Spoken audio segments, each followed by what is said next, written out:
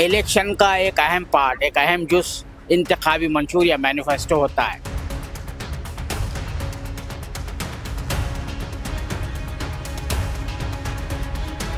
और हर political party जो इंतखाबात में हिस्सा लेती है वो अपना मैनिफेस्टो जारी करती है।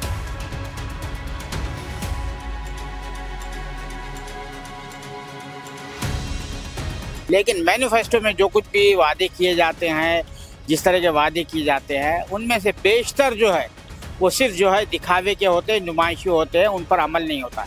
ख़ास तौर से हिंदुस्तान जैसे मुल्क में जहाँ पर लोगों की एक बड़ी तादाद आबादी जो है वो सियासी शऊर से बड़ी हद तक जो है नाबलद है, सियासी शऊर उनका बड़ा कमज़ोर होता है, या जिनके पास सियासी शऊर भी होता है वो अवामी इशूज़ के बजाय, पब्लिक इशूज़ के बजाय वो ऐसे इशूज़ के हवाले से जो है गुरूही सियासत जिसको कहते हैं, यानी कास्ट की सियासत, तबक़ाती सियासत, उस हवाले से काम करती है, उस हवाले से जो है अपने वोट का इस्तेमाल करती है।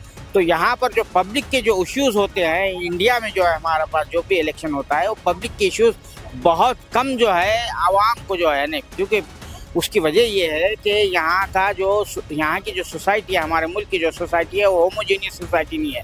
वो एक ज़बान बोलने वाले या एक मज़हब को मानने वाले या एक तहज़ीब को मानने वाले नहीं है, बल्कि मुख्तलिफ़ तहज़ीबों का, मुख्तलिफ़ मज़ाहिब के मानने वालों का मुल्क है। इसीलिए यहाँ पर आप देखते हैं कि इलेक्शन के ज़माने तो अब जो है जो कुछ पॉलिटिकल पार्टी जो हुक्मरान जमात है, हुक्मरान जमात ने जो है ये एक फ़न सीख लिया है कि मुल्क की जो दूसरी बड़ी आबादी है, यानी दूसरी बड़ी मजहबी आबादी है, उसको निशाना बनाया जाए और उसके तहत जो है जो उसके अतराफ़ के जो उनके जो वोटर्स है उनको मुस्तहकम किया जाए, उनकी सफ़बंदी की जाए, उनका पोलराइजेशन किया जाए। तो कांग्रेस ने जो मैनिफेस्टो जारी किया है उसमें जो गारंटीज़ का ऐलान किया है, उन्होंने जो कुछ भी वादे किए हैं, उनका ये कहना है कि हमारे जो वादे हैं मोदी के गारंटी के मुकाबले में ये है कि हमारे ठोस है, उनके जो है जो वादे होते हैं वो खोखले वादे होते हैं, इम्प्टी स्लोगन्स होते हैं, जुमले होते हैं, जो जुमले का लफ्ज़ इस्तेमाल होना शुरू हुआ है। और हमने जो कुछ भी इसमें कहा है, मैनिफेस्टो में कहा है, हम उसको अमली शक्ल देकर बताएंगे। जैसा कि उन्होंने ये इस हवाले से ये मिसाल दी, कर्नाटक की मिसाल दी, तेलंगाना की मिसाल दी, हिमाचल प्रदेश की मिसाल दी कि हमने हिमाचल प्रदेश में और कर्नाटक और तेलंगाना के असेंबली इलेक्शन में जो कुछ भी इंतखाबी वादे किए थे उसको बड़ी संजीदगी के साथ पूरा करने की कोशिश कर रहे हैं और कुछ वादों को अब तक हमने अमली जामा पहना चुके हैं। तो ये जो मैनिफेस्टो आया, मैनिफेस्टो के दौरान जो तकरीर हुई उसमें जो है राहुल गांधी, कांग्रेस के सदर मल्लिकार्जुन खड़गे, सोनिया गांधी, वेणुगोपाल और पी चिदम्बरम मौजूद थे, लेकिन वहाँ पर कोई अक़लियती चेहरा नज़र नहीं आया। दूसरी बात यह है कि तकरीर के दौरान न चिदम्बरम साहब ने, ना खड़गे साहब ने, ना राहुल साहब ने तो सवालों का जवाब दिया, किसी ने भी अक़लियतों के हवाले से कोई बात नहीं की। और मैनिफेस्टो में कुछ सरसरी तौर पर अक़लियतों के हवाले से बात आई है, सोशल वेलफेयर के ज़िमन में। तो ये जो डर और खौफ की कैफियत, हालांकि खड़गे साहब अपनी तकरीर में कह रहे थे कि कांग्रेस पार्टी डरती नहीं है और हम खुल के बात करते हैं, पब्लिक के इश्यूज़ पर बात करते हैं, लेकिन उन्होंने अक़लियतों के हवाले से एक लफ्ज़ भी नहीं कहा अपनी तकरीर में। ना चिदम्बरम साहब ने कहा, ना किसी और कांग्रेस के लीडर ने कहा, ना सवाल जवाब के दौरान जो कुछ भी मुकालमा होता रहा उस दौरान उस तरफ को इशारा दिया गया कि क्योंकि गुज़िश्ता 10 साल में जो सबसे ज़्यादा सफ़र हुए हैं वो अक़लियतें हैं, और अक़लियतों में ख़ास तौर से मुसलमान सफ़र हुए हैं, और उन्हें सियासी तौर पर मार्जिनलाइज करने, हाशिए पर लाने की हर तरह से कोशिश की गई। आप जानते हैं जम्मू कश्मीर की रियासत का भी मामला जानते हैं कि जम्मू कश्मीर वाहिद मुस्लिम अक्सरियत की स्टेट थी, उसका सबसे पहले तो उसका खुसूसी दर्जा, आइनी दर्जा छीना गया, फिर उसके बाद उसको तकरीबन 6 साल से जो है जमहूरी हुकूक से महरूम रखा गया है। उसी तरह से आप जानते हैं आसाम में जो है जहाँ पर 35% से ज़्यादा मुसलमान बसते हैं, जो आबादी के तनासुब के एतबार से जम्मू कश्मीर के बाद दूसरी बड़ी रियासत है जहाँ मुसलमान सबसे बड़ी तादाद में रहते हैं, लेकिन वहाँ पर भी जो है हद बंदी कमीशन, डीलिमिटेशन कमीशन के ज़रिए इंतखाबी हलकों की इस तरह तराश खराश की गई कि उससे मुस्लिम वोट बड़ी हद तक बेअसर हो जाए। तो ऐसे जो मौज़ूआत है इस पर जो है मैनिफेस्टो में कोई बात नज़र नहीं आई, ना वो जो मॉब लिस्टिंग वगैरह। खास तो बहरकैफ जो यहाँ पर जो है वैल्यू बेस सियासत की जो कमी है, लोग जो है एक पार्टी के टिकट पर मुंतखब होकर आते हैं, लोग जो है उनको उस पार्टी के हवाले से चुनकर देते हैं, लेकिन वो अपने मफादात के लिए दूसरी पार्टी में चले जाते हैं बग़ैर किसी जो है क्या कहे उसको, बड़ी ढिठाई से बेशर्मी के साथ जो है दूसरी पार्टी में चले जाते हैं। तो जो एंटी डिफेक्शन लॉ है वो कमज़ोर लॉ है। तो कांग्रेस पार्टी ने मैनिफेस्टो में ये भी वादा किया है कि वो चाहेंगी कि 10th शेड्यूल में इसको डाला गया है एंटी डिफेक्शन लॉ को, वो ये कोशिश करेगी कि कानून इस तरह से बनाया जाए कि जिस लम्हा जो है जो रुकन पार्लियामान या रुकन असम्बली डिफेक्ट करता है, किसी दूसरी पार्टी में चला जाता है, दल बदल करता है, तो उसी लम्हे में उसकी जो है रुकनियत जो है ख़त्म हो जाएगी, चाहे वो असम्बली में हो या पार्लियामेंट में हो।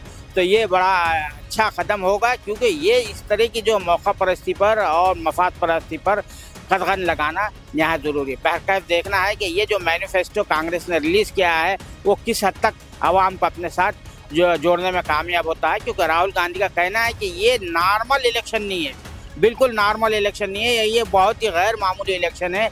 इस इलेक्शन में जो है हिंदुस्तान का वक़ार, हिंदुस्तान की अज़मत, हिंदुस्तान का आइन, हिंदुस्तान की जमहूरियत सब दांव पर लगी हुई है। अगर जो है हुक्मरान गिरोह अपने मकासद में कामयाब हो जाता है तो इस मुल्क का ना आइन बचेगा ना जमहूरियत बचेगी। इस खतरे की तरफ आगाह करते हुए राहुल गांधी ने अपने जो सवाल जवाब के दौरान कहा कि ये इलेक्शन हर माना में जो है गैर मामूली है, नॉर्मल किस्म का इलेक्शन नहीं है। और ये उन्होंने इस उम्मीद का इज़हार किया, इस यकीन का इज़हार किया कि कांग्रेस की क़यादत में जो इंडिया अलायंस बना है 28 जमातों का, वो इस इलेक्शन में ज़रूर कामयाबी हासिल करें। मैनिफेस्टो पर बात करने के लिए हमारे साथ मौजूद है कांग्रेस के सीनियर लीडर माणिक ठाकरे साहब। माणिक ठाकरे साहब, ये जो मैनिफेस्टो रिलीज़ किया गया है इससे आपको कितनी जो है तवक्कुआत, उम्मीदें हैं, एक्सपेक्टेशन है कि ये लोगों में कनेक्ट पैदा करेगा? देखो, ये बात तो स्पष्ट है कि बीजेपी से कांग्रेस पे लोगों का विश्वास है, खड़गे साहब पर विश्वास है, राहुल जी के ऊपर विश्वास है, हमारे नेता सोनिया जी गांधी के ऊपर विश्वास है। यही लोगों तक हमको पहुंचाएंगे, ये मैनिफेस्टो उन्हीं के आधार पे हम घर घर तक लेके जाएंगे। जो भी बातें उसमें की है वो सभी युवाओं के लिए, किसानों के लिए, महिलाओं के, हर वर्ग के लिए जो अच्छी तरीके से, कहीं भी ऐसा नहीं है कि हम वो जो भी हमने वायदा किया हुआ है वो हम ना कर पाए, ऐसा कोई वायदा हमने नहीं रखा है। बड़ी अच्छी तरीके से सबको, एक गरीब आदमी को सबको समान अधिकार देने के लिए हम आगे बढ़ रहे हैं। इसलिए लोगों का विश्वास कांग्रेस में मैनिफेस्टो के ऊपर बैठ रहा है और ये हमने करके दिखाया, हिमाचल में करके दिखाया है, कर्नाटक में करके दिखाया है, तेलंगाना में करके दिखाए हैं। तो लोगों का पूरी तरह विश्वास कांग्रेस के ऊपर है। ये झूठे वायदे करने वाले को 2014 के वायदे अभी तक नरेंद्र मोदी जी ने कोई पूरा नहीं किया है। अगर वो जुमला करके बताते उस बात को, अगर उसी जुमला लोग कहेंगे उनको कि इनका ये जुमला है बीजेपी का, ये कोई वायदे इनके सही नहीं है। तो इसमें बहुत अंतर है। कांग्रेस का वायदा है वो सच्चाई है और निष्ठा के साथ वो पूरा करेंगे। सर, ये लेवल प्लेइंग फील्ड की बात की जा रही है, you are facing lot of odds, तो ऐसे हालात में किस तरह से ये कर सकते हैं? 2019 के मुकाबले में ये बहुत ही टफ बैटल है। देखिए, हमारे लिए टफ नहीं है, क्योंकि 2014 में जो वायदे बीजेपी ने या नरेंद्र मोदी जी ने किए हुए थे वो वायदे को 10 साल में वो निभा नहीं पाए। इसलिए तो उनकी बुनियादी छूट के आधार पे है, बैकफुट पर है। और 10 साल के बाद अब लोग समझ चुके हैं कि लिमिट टाइम लगता है। 5 साल में लोग कहते हैं कि नहीं दोबारा दे दो, पूरा समझ नहीं पाए हैं। लेकिन अब तो लोग समझ गए कि झूठे वायदे करने वाली बीजेपी है, नरेंद्र मोदी जी है।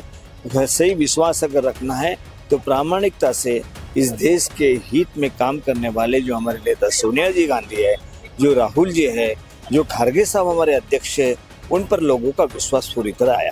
आखिरी सवाल sir, you come from Maharashtra, Maharashtra से ताल्लुक है। महाराष्ट्र जो है यूपी के बाद सेकंड लार्जेस्ट स्टेट है, 48 सीट्स है वहाँ पर। तो कांग्रेस से जो है बहुत से लोग छोड़ के जा रहे हैं। कल जो है वो शिवराज पाटिल चाकुरकर की बहू जो है वो चली गई, उससे पहले शंकरराव चौहान साहब गए, और भी के नेता, हाँ अशोक राव, उनके वालिद का नाम याद जाता है मुझे। तो इट्स लाइक सिंकिंग शिप जो है कह सकते हैं, या नहीं भी कह सकते हैं कांग्रेस के बारे में। जो लोग छोड़ कर जा रहे हैं, कांग्रेस के ज़्यादा लोग छोड़ के जा रहे हैं। देखिए, ये छोड़ के जाने वाले जो है आप पूरे देश में देखेंगे कि बीजेपी वाले डरा के उनके ऊपर ईडी लगाएंगे, तुम्हारी इंक्वायरी करेंगे, तुमको जेल में डालेंगे, सीबीआई की इंक्वायरी करेंगे।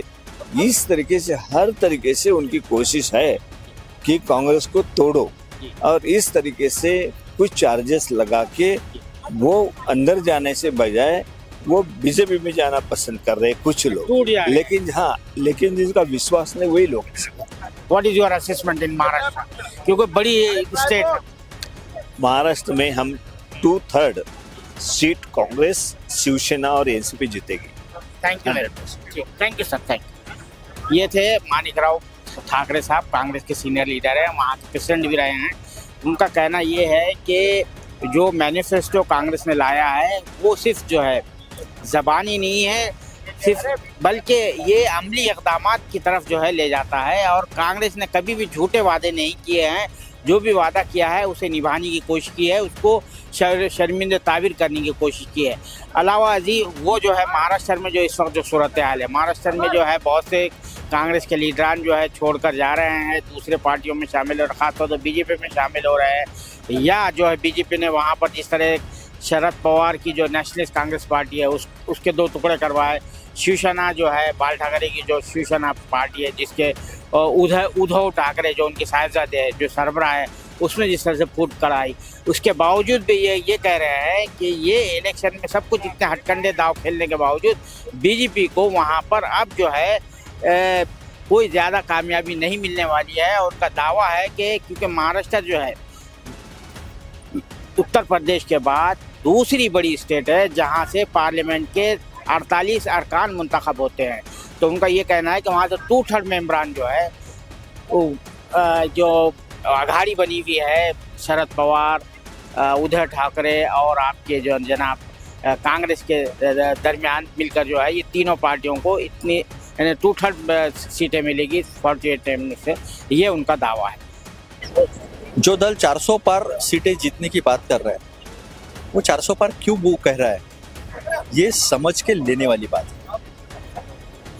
इन्हें संविधान में बदलाव लाना है, 1947 में कर नहीं पाए। इनका संविधान मनुस्मृति है, इनका झंडा एक ही रंग का है, इन्हें तिरंगा अशुभ लगता है, और इनकी घटना जो है मनुस्मृति वो विभाजन पर और अन्याय अत्याचार पर खड़ी हुई है। महिलाओं को न्याय नहीं, ओबीसी को न्याय नहीं, SC/ST को न्याय नहीं, न्याय केवल चुनिंदा लोगों के लिए। और हम ये देख रहे हैं कि चुनिंदा लोगों के लिए सरकार चल रही है। आज मोनोपोलाइजेशन हो गया सारा इकोनॉमी का, सारे कॉन्ट्रैक्ट, सारी चीज़ें, सारी संपत्ति एक ही व्यक्ति के 2-3 व्यक्ति को दी जा रही है। तो इसके खिलाफ का ये चुनाव है। ये चुनाव आम आदमी के अधिकारों का है जो संविधान ने दिया है।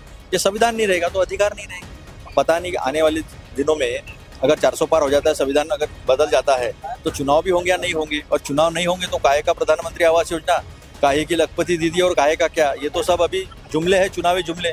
चुनाव हो गया, बात खत्म, रात खत्म, बात खत्म। तो लेकिन सर आप जो बात कर रहे हैं ना पाटिल साहब, कि जो रिलीजियस स्ट्रक्चर है वो असल में यहाँ पर मेन जो है तो रूट कॉज है एक्सप्लॉयटेशन का, जो आपने कहा ना चंद लोगों के पास है। कंसंट्रेशन ऑफ वेल्थ है या कोई भी चीज़ हो, अब एक जो वो है हमारा सेगमेंट ऑफ सोसाइटी है, they constitute around 3 to 4%.